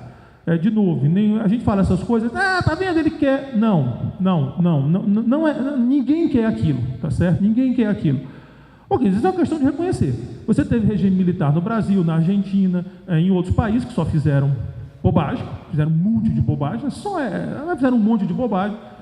O do Chile, ele criou uma estrutura diferente em termos gerais e que deu ao Chile uma dinâmica diferenciada. Então, o que eu posso dizer em relação a números internacionais, se é o que eu tenho na cabeça, talvez aqueles gráficos até destaquem o Chile, se não destacar eu posso passar os dados do Chile, porque eu tenho.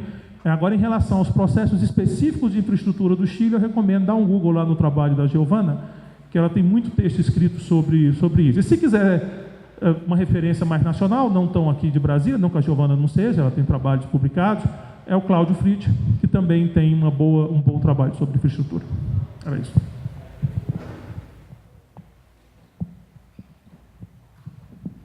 Ok. Eu não sei de quem é a frase, mas ela tem uma força muito grande, que diz que da morte e dos impostos a gente não escapa. né, olha, ok, não, tudo bem. Tem, então complemente, por favor, Roberto. Algumas pessoas acham que não vão morrer. Eu ia completar de outra forma. Olha que existe até a possibilidade de prolongar muito a vida, né? O Temer disse um dia desse que daqui a pouco a gente vai viver 140 anos. Ele falou exatamente daqui a pouco, eu não sei o que eu daqui a pouco para ele. É possível até retardar a vida e prolongar. Há inclusive o sonho, a quimera da imortalidade, mas de pagar imposto, olha, tá difícil escapar. Mas há uma coisa assim, isso não é ruim, viu, pessoal? Eu escrevi um rap uma vez, que eu dizia que, tem um trecho do rap que eu dizia assim: imposto pode não ser bom, mas é necessário, indispensável, fundamental, sem o qual não há a menor chance de se promover a paz e a justiça social. O rap é bem mais longo e tal, mas tem um trecho. Então assim, a gente tem que pagar imposto. Ainda não inventaram, né, nada que substitua o imposto para manter um Estado, para que uma sociedade possa ter chance de se organizar, enfim, viver em paz, um equilíbrio o máximo possível, certo? Em harmonia. Muito ou quase tudo dessa violência exacerbada que nós vivemos no país, no Brasil, em todas as cidades, se deve à desigualdade. Ou alguém tem dúvida disso? Ou os brasileiros nascem com a sua natureza, o seu DNA, o seu instinto mais violento que o sueco ou o dinamarquês? Não, as pessoas nascem. E dependendo do ambiente mais ou menos desigual, mais ou menos injusto, ele é mais ou menos violento, é mais ou menos pacífico, certo? Então vejam, se não tem como escapar, que ele seja pelo menos mais justo, mas não é só mais justo por um discurso ideológico, filosófico, até porque justiça é uma coisa muito subjetiva, mas que ele seja, além de mais justo, ele seja eficiente economicamente. A tributação brasileira, ela incide muito sobre o chamado capital produtivo. Capital produtivo, quem investe, quem monta um negócio, certo? Ela incide muito mais sobre o capital produtivo, quem está se arriscando, do que sobre o patrimônio pessoal, a alta renda, a pessoa física, como nos países desenvolvidos. Claro que eles canalizaram mais a tributação para evitar ou para conter esse, como disse Humberto aqui, esse status quo que permanece por gerações. É um discurso de meritocracia no Brasil que é hipócrita. A meritocracia que não precisa ter mérito os descendentes, porque basta que o pai tenha acumulado riqueza, e eu não vou entrar no mérito de como o fez, mas que todas as gerações para frente sobrevivem dessa riqueza. Que mérito há nisso? Entendeu? As sociedades liberais, não estou falando de sociedade de estados aí socialistas, as liberais já resolveram esse problema, certo? Muito bem. Então, que seja eficiente economicamente, que seja transparente e que, olha essa palavra, pessoal, e que retorne.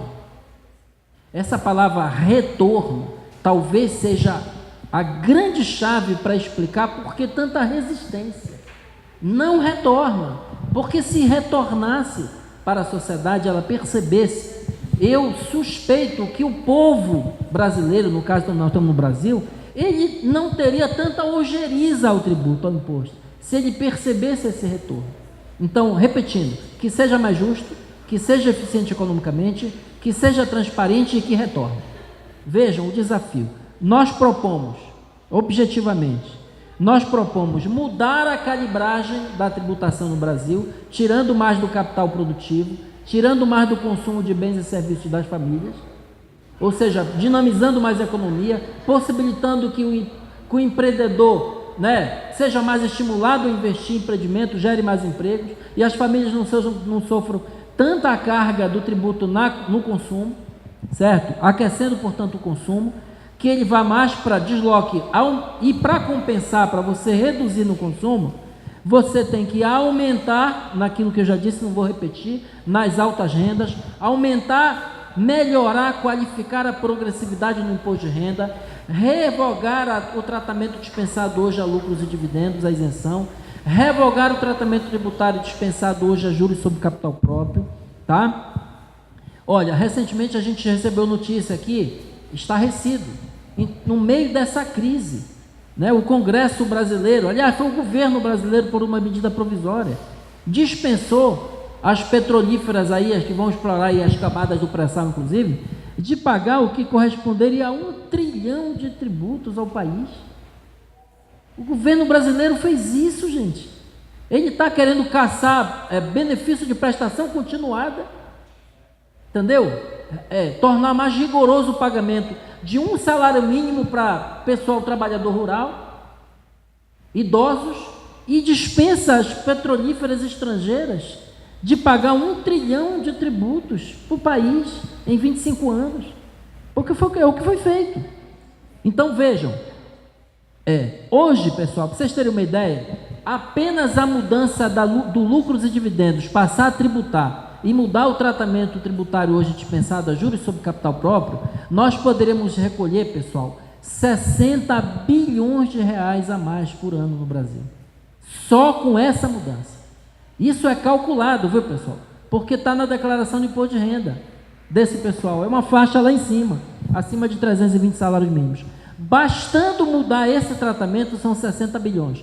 Você sabe o que representa 60 bilhões? Eu vou dar só um dado para vocês. É o dobro do que se gasta hoje em Bolsa Família no Brasil. O dobro. O orçamento do Bolsa Família é de 30 bilhões, que tem gente dizendo que é Bolsa, né, sei lá o quê, para pagar vagabundo. Isso é uma hipocrisia no país. Isso sim é uma bolsa absurda, obscena. Só que tem gente lá no Congresso preocupado com homem nu dentro de um museu. Dentro do museu. Não é na rua, não. É dentro do museu, porque homem nu na rua, mendigo, não estão preocupados. Ou mulher nua, que a gente vê por aí. Tem gente preocupada com homem nu dentro de um museu, numa exposição, mas não considera obsceno você dispensar essa turma de pagar 60 bilhões para o Brasil. Não considera e acha que defende a família brasileira, né? Ou 1 trilhão. Isso é uma hipocrisia, isso é obscenidade. Isso é obscenidade. Isso é desrespeito às famílias brasileiras. É o que a gente propõe. Obrigado.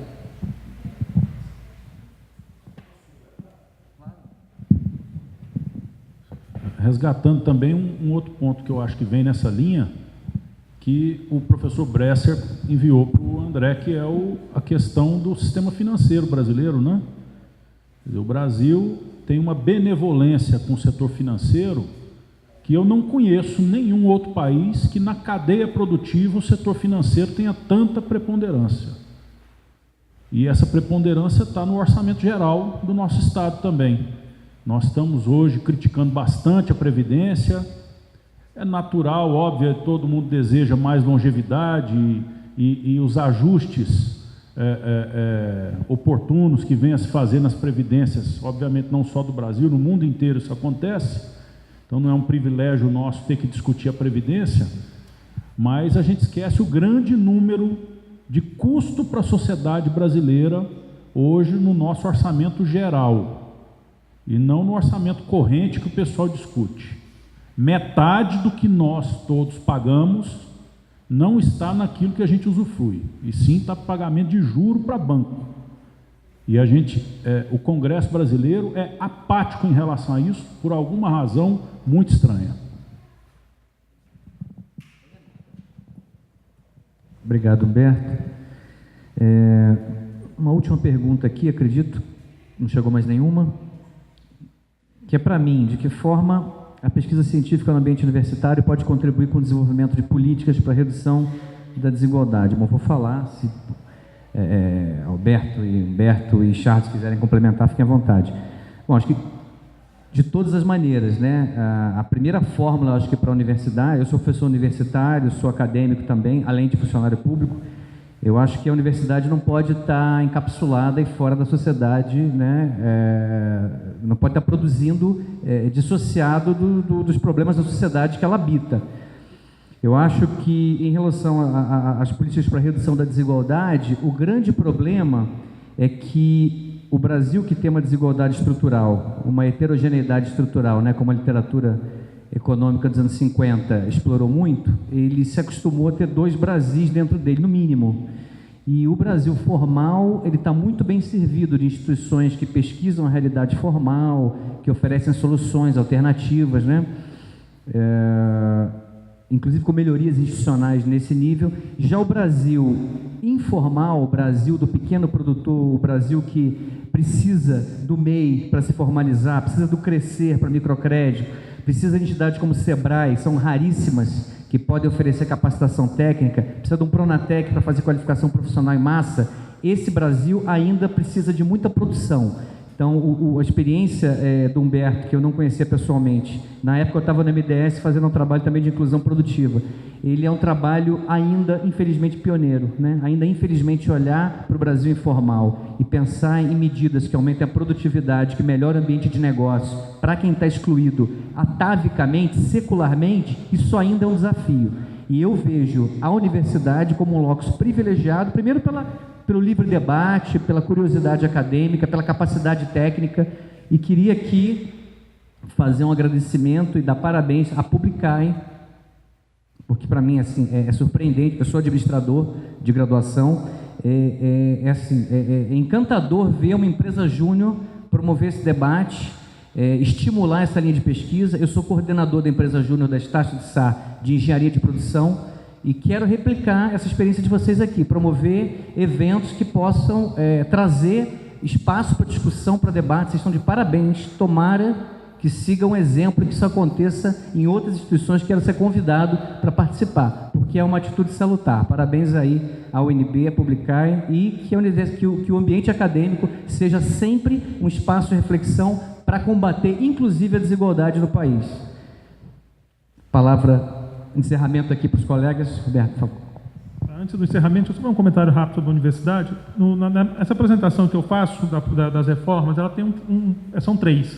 Eu falei de 2 aqui porque era o tema. O que não apareceu foi a parte de educação, que na minha agenda ela tem um papel fundamental. Só um slide lá que eu deixei para não passar todo em branco.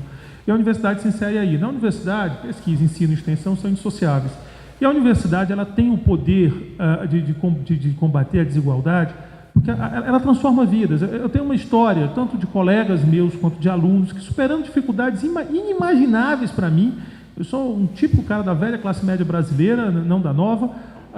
Chegaram na universidade, se transformaram e hoje em dia eles estão na classe média. Então, esse é o grande papel da universidade, formar excelentes engenheiros. Eu quero que um aluno que chegue aqui, como ele chegou aqui, não é exatamente o meu maior problema. O meu problema é que se ele chegou aqui, eu sei que muitas vezes com grandes dificuldades, ele tem que receber a melhor formação possível, o que envolve interação com pesquisa e extensão, para que ele seja um excelente profissional e ele, se vier de uma família humilde, ele quebre esse ciclo, porque a pobreza ela se reproduz em ciclos. Então, acho que esse papel é importante. Para a guisa de encerramento, tá, o pulo já, é sempre bom debater, é sempre bom trocar ideias. É claro que haveria, se a gente explorasse, haveriam divergências de pensamento na mesa, mas o importante é que as ideias estão aí, a discussão está colocada. Nós estamos numa armadilha no Brasil de décadas. O Brasil não consegue virar mais eficiente. Ricardo Paes Barros, um dos maiores economistas do Brasil, ele falava nos anos 90 de uma estabilidade inaceitável. E a estabilidade inaceitável dizia respeito à desigualdade. O Ricardo, de lá para cá, conseguiu fazer muita coisa, inclusive atacando a desigualdade. O Ricardo talvez seja o mentor intelectual do Bolsa Família, que tem um ataque brutal na pobreza, participou da Secretaria de Assuntos Estratégicos ainda no governo Dilma. Então, ele conseguiu transformar isso em realidade. E eu tive a satisfação de trabalhar com ele quando ele estava na Secretaria de Assuntos Estratégicos, porque o Ricardo começou a perceber que o caminho para consolidar o que eles chamavam de nova classe média é a produtividade. Se você não conseguir aumentar a produtividade do trabalho no Brasil, você não vai conseguir quebrar essa situação que nós nos encontramos. Nem a estabilidade inaceitável da desigualdade, nem a estabilidade inaceitável da própria produtividade. Então, eu queria reforçar essa tese, nesse meu minutinho aí que está faltando, seja lá o que nós vamos fazer, e nós vamos fazer muita coisa ainda no Brasil, o momento difícil, a gente perde um pouco a esperança, mas tem muita coisa que ainda vai ser feita. A gente não pode perder de vista a questão da produtividade, senão qualquer transformação é limitada. é limitada, ela acaba terminando com frustração. O que nós temos que fazer é conseguir elevar o nível de produtividade do trabalho no Brasil. Isso é possível, outros países fizeram esse exercício e a gente tem que enfrentar esse desafio e não ficar procurando saída pela tangente, manipula um preço, manipula um número, faz uma artimanha ali e você ganha fôlego, mas não resolve o problema. Muito obrigado de novo, foi uma satisfação estar aqui.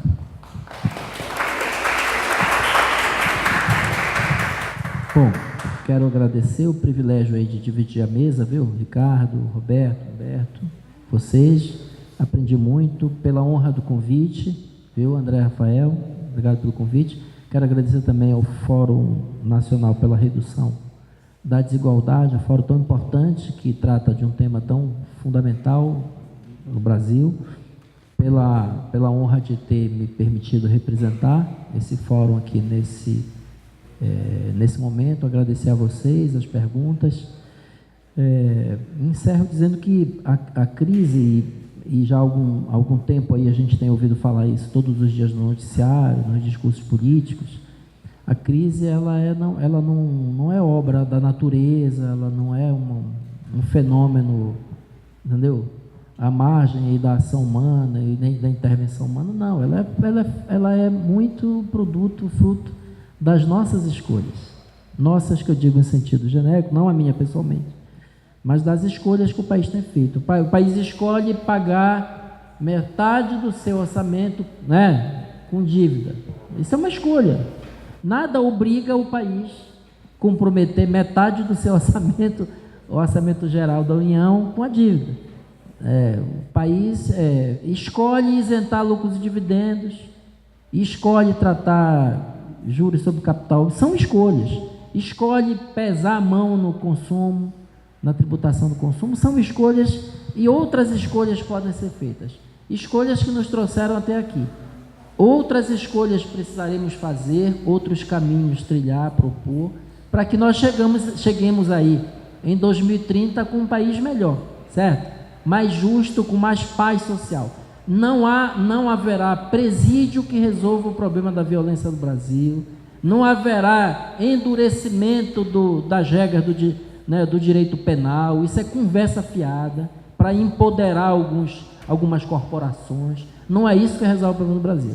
Dá mais poder para A, mais poder para B, dá carta branca para determinados meganhas de instituições do Brasil fazerem o que quiserem fazer, se colocar acima das leis. Não é isso que enfrenta o problema real do Brasil, tá? Então não é presídio, pessoal, e nem é aumentando as penas, pura e simplesmente um populismo penalista, entendeu? Não é isso. Isso tudo é conversa fiada para desviar a atenção para os reais problemas do Brasil. Então cabe a nós, cabe a vocês que estão aqui na universidade, na academia, discutir com o país, com a sociedade, com a família, esses novos rumos para o Brasil, e boa sorte, parabéns pelo evento. Muito bom.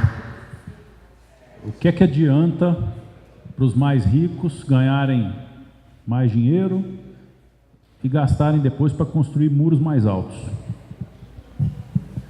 E, aliás, esses são os primeiros que, quando acontece um problema estruturante, fogem do país e compram casa em Miami. A minha lógica é outra. A minha lógica é que a gente precisa ter uma agenda de empreendedorismo de alto impacto aqui no Brasil.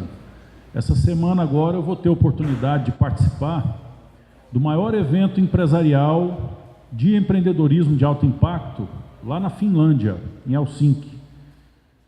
E é chamado Slush, esse evento.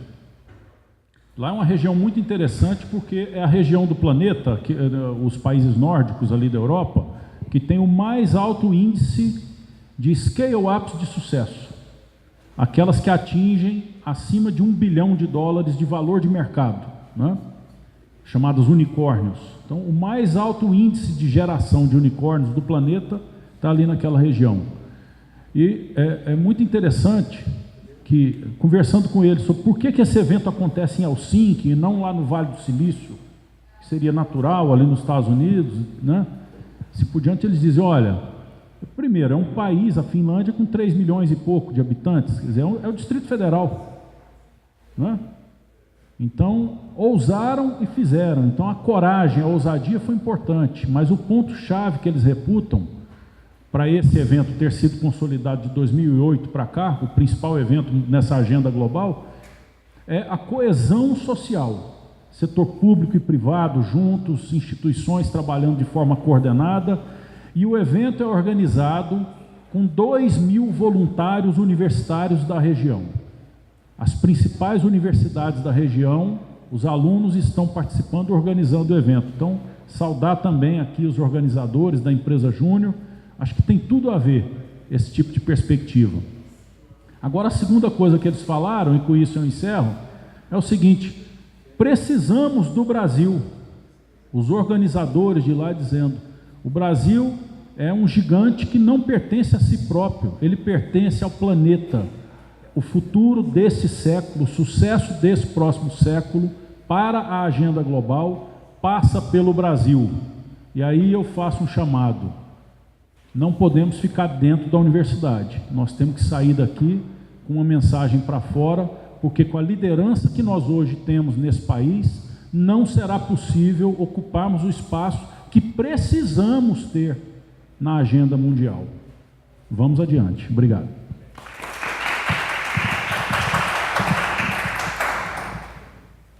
Damos por encerrado, então, o nosso evento. Obrigado pela participação de todos e particularmente pelo convite para estar aqui hoje. Obrigado.